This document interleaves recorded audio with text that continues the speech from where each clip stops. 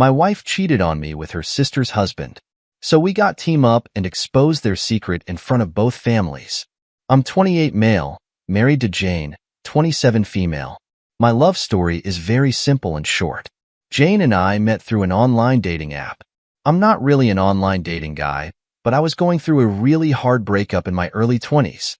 My friends saw me in a very miserable state, and they forced me to join a dating app. They just went ahead and made a profile without asking or telling me. They just informed me later that they had done it.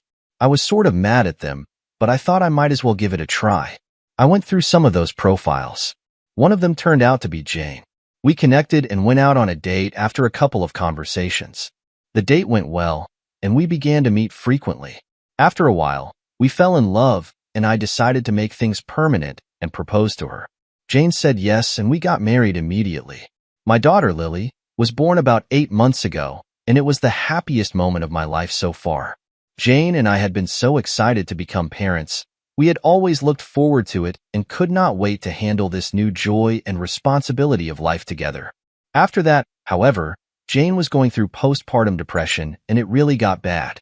I knew and I was familiar with it, but it turned out to be worse than what I had expected. Jane was in a really miserable state at times, and it pained me that I could not just pull her out of it. I tried my best to be there for my wife and my daughter. I tried to handle a lot of work.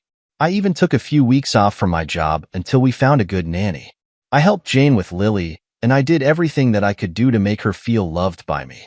However, her condition was not getting better mentally, and our doctor suggested that we consult a psychiatrist as that would help. He assured me that a lot of new parents went through it, and there was nothing extremely too abnormal about it. I began to feel drained by this huge change in life. We went to the psychiatrist as suggested by the doctor, and our treatment and therapy began. I could feel a man's change in me, and Jane also said that she was beginning to feel better. I was glad that we found a good nanny. I was able to return to work again, and life was getting normal. Things got even better when Jane's sister Bonnie and her husband, Dave, moved to New York from another city. They took an apartment that was quite close to ours, and that changed a lot of things. We began to hang out together, and that really cheered Jane up a lot. Bonnie and Dave often offered to babysit Lily, and they were really good at it. That allowed us to get our date nights back. I made sure to surprise Jane with little things to make her feel loved and cared for. However, one day a strange incident happened. It was a weekend and I was anticipating our usual date night. I had asked Bonnie if she was available to stay with Lily, and she had said yes. I had planned to take Jane to the restaurant where I had proposed to her. It was our favorite restaurant, and we went there for special occasions and celebrations. I had not told her and had decided to keep it a surprise, and I was really excited about it. But Jane refused to go out that weekend. I kept asking her the reason, and she refused to say anything. I asked her if she was feeling all right, and she insisted that she was fine. I did not know what was wrong. I got upset myself because I had made the reservations and had paid for it, and it really wanted us to have a good time where we did not have to think of anything else. Jane was being really rude to me and answering in a weird manner. I got mad at her too. I did not say much to her except tell her that I had made reservations for us, and I really wanted to make her feel good. I had expected a little bit of goodness from her, but her attitude remained bad. She gave no reaction, answered rudely, and left the room. She called Bonnie and told her not to come to babysit Lily. I'm sure Bonnie was surprised too. By that time, I had gotten really frustrated. I took the car keys and left to drive somewhere alone. I could not deal with Jane like that. She was not being vocal and was not communicating how she was feeling, and it was driving me crazy. For the past few months, I knew it had been immensely hard for Jane with the pain of childbirth and postpartum depression, but I had been nothing but good to her. I had been making all the needed efforts for my wife, but at the end of the day, I am a human myself. I needed to feel loved too. I also got drained and tired. I had never let out my exhaustion at my family. No matter how tired I had been, I never talked rudely to Jane. I always acted fine and pretended to be normal. Moreover, it has been 8 months since I'm dealing with this. With Bonnie and David coming into the picture, I was hoping things would get better, and it did get better, but after her last evening's incident, I feel we are going back to square one. Why could she not do that for once? Or was it not her fault, and she just could not help it? Update 1. I was upset at Jane the last time that she behaved like a stranger towards me, but I somehow convinced myself that it was not her fault, and it was just an emotional reaction to this particularly hard phase of her life. I was like, that woman gave me a beautiful daughter, so I could also be more tolerant towards her. I love her a lot and did not want her to feel bad because of me in some way. So I made up to her. I apologized for getting infuriated by her reaction. Jane was reluctant, but she made up. She didn't accept that some of the things that she did and said were not fair to me, but I let that go. As long as she was happy, nothing else mattered to me more. Things got slightly better, especially in the presence of Jane's sister. Jane felt very calm and relaxed around Bonnie. I observed. I was happy about it.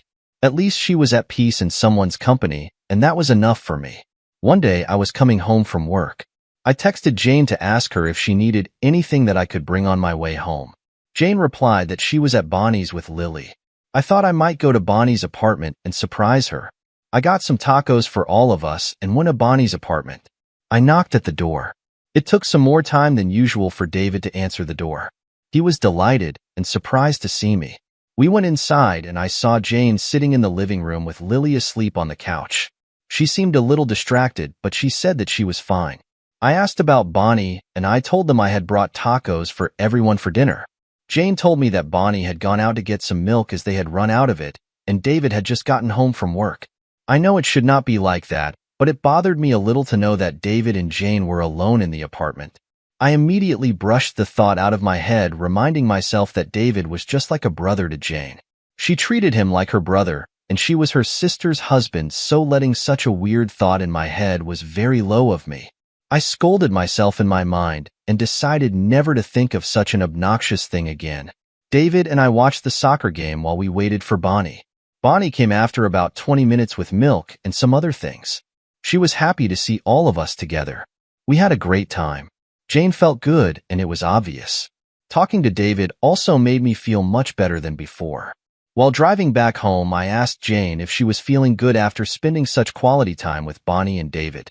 Jane still seemed a little distracted and distant, as if she was not fully present. It was not really listening to me. She had been so lively and happy at Bonnie's, but as soon as we got into the car, her entire aura changed.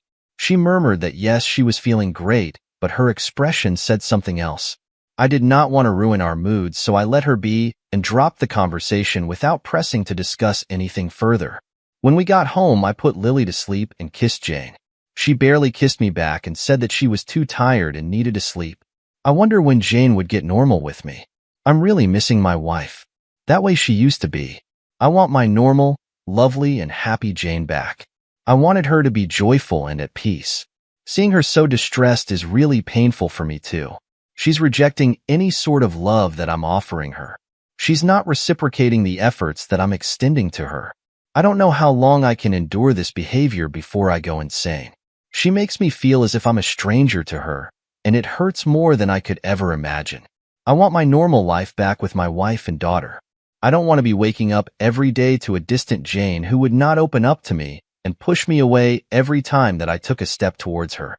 I want her to feel at ease and behave normally like the happy family that we used to be. Any advice on dealing with this severe postpartum depression would be really helpful. Update 2. My instinct says that Jane is up to something, but I don't know if I'm just overthinking. I continued being good to Jane, and she continued being distant and kept pushing me away. It was driving me crazy because I wasn't able to grasp the actual problem. I could not find a solution until I was aware of what was actually wrong. A few weeks later, it became clear to me why she had been acting that way. A few weeks ago, I was sitting in the living room and Lily was in her cot. Jane was in the kitchen making lunch for us. Her phone began to ring. At the same time, Lily began to cry, and I had to pick her up. I called Jane, but she probably didn't hear me. I took the phone to take it to Jane, but saw her on screen that it was David who was calling her. I picked up the phone thinking it must be Bonnie, but it was actually David. He was a little disturbed when he heard my voice, as if he was not expecting me. I asked him how he was, and then he had told me that he had dialed Jane's number by mistake. He had meant to call someone else. He muttered, and then hung up at the call saying that he was at work and was busy. Jane came into the living room asking who had called on her phone. I told her that it was David and that he had called her by mistake. Jane's face turned red. She got really mad at me. She began to speak really loudly and asked why I had answered her the phone without asking her. I told her that I was bringing the phone to her in the kitchen, but I saw David's name, and so I answered it. Jane began to lecture me about how I had abraded her privacy. She said that it had showed that I had no respect for her. I assured her that she was overthinking it and making things up. I had just done it so the call was not missed. Jane scared Lily so much that she started crying inconsolably. Jane still did not stop and kept shouting. I picked Lily up and carried her outside. I was hoping to calm her down somehow. I could hear Jane still shouting as I left the house.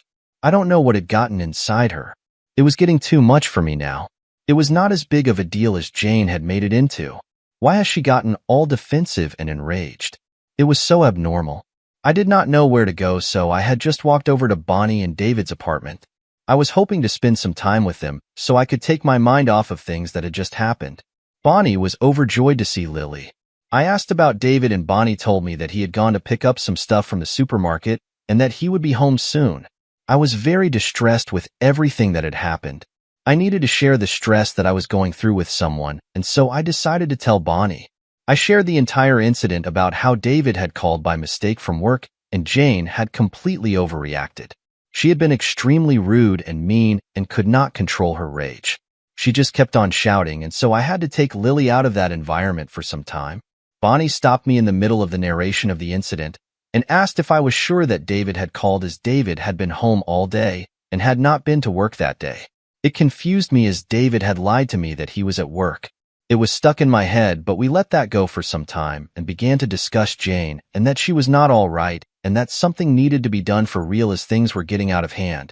Bonnie tried to calm me down and explained that Jane was suffering mentally, and she acknowledged the fact that it was really hard for me, but she asked me to just remember the fact that I loved her a lot and that it was one immensely hard and challenging phase of my life that would pass. Half an hour later, David got home. We talked and drank beer, and then I took Lily home. I was a little hesitant to face Jane. When I got home, Jane was in the bedroom. I brought Lily to her. She didn't say a word to me. She took Lily in her arms and kissed her. I went forward and kissed Jane, and she let me. She whispered a sorry to me as Lily was asleep, and Jane did not want to wake her up. I nodded and mouthed, "It's okay."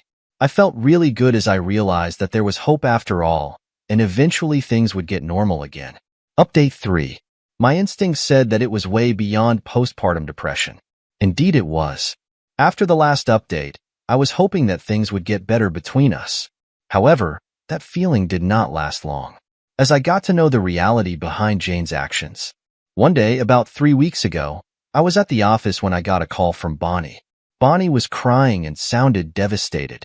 I got worried and asked her if everything was okay. She said that we needed to meet to talk about something. I said that I was at work. She said that it was extremely urgent and she could not tell it over the phone. She asked if I could meet her somewhere outside the house. I said sure and told her to meet me at a cafe in an hour. Bonnie warned me not to tell about it to anyone. It felt weird why she wanted to keep it confidential. I got off work early and drove to the cafe.